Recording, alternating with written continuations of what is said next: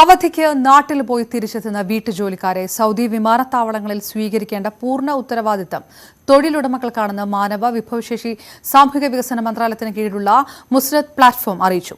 അവധി കഴിഞ്ഞെത്തുന്ന house made ഉൾപ്പെടെയുള്ള ഗാർഹിക തൊഴിലാളികളെ സ്വീകരിക്കാൻ രാജ്യത്തെ 7 അന്തർദേശീയ വിമാനത്താവളങ്ങളിലും സൗകര്യമുണ്ട്.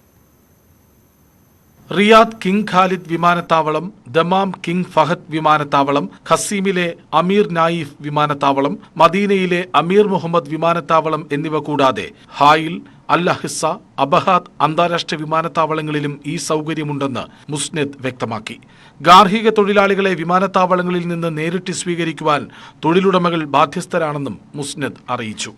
സൗദിയിലേക്ക് ആദ്യമായി വരുന്ന ഗാർഹിക തൊഴിലാളികളെ സ്വീകരിക്കേണ്ടതും തൊഴിലുടമയ്ക്ക് കൈമാറേണ്ടതും റിക്രൂട്ടിംഗ് ഓഫീസുകളുടെ ഉത്തരവാദിത്വമാണെന്നും എക്സിറ്റ് റീ എൻട്രി വിസയുമായി വരുന്നവരെ തൊഴിലുടമകൾ നേരിട്ട് സ്വീകരിക്കണമെന്നും ജനറൽ ഡയറക്ടറേറ്റ് ഓഫ് പാസ്പോർട്ട് നേരത്തെ അറിയിച്ചിരുന്നു.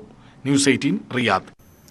ആഘോഷത്തിന്റെ ആരവം റിയാദ് 2023. അൽമദീന ഹൈപ്പർ മാർക്കറ്റ് ഓഡിറ്റോറിയത്തിലാണ് സംഗീത നിശയടക്കമുള്ള പരിപാടികൾ നടന്നത്. ഗായകരായ സുറുമി വയനാട്, നവാസ് കാസർഗോഡ്, സഫീർ കുറ്റിയാടി എന്നിവർ നയിച്ച സംഗീത നിശയായിരുന്നു ആരവം റിയാദിന്റെ പ്രധാന ആകർഷണം. റിയാദിലെ കലാകാരന്മാരായ ജലീൽ കൊച്ചിൻ, വിനു ശിവദാസൻ, രഞ്ജു കാലിക്കറ്റ്, റിസ്വാൻ നിലമ്പൂർ, ഹരി കായംകുളം, റിസ്വാൻ ആലുവ എന്നിവർ വിവിധ കലാപരിപാടികൾ അവതരിപ്പിച്ചു. ബിന്ദു സാബു ചിട്ടപ്പെടുത്തിയ ഒപ്പനയും നൃത്തനൃത്യങ്ങളും പരിപാടിക്ക് മാറ്റുകൂട്ടി.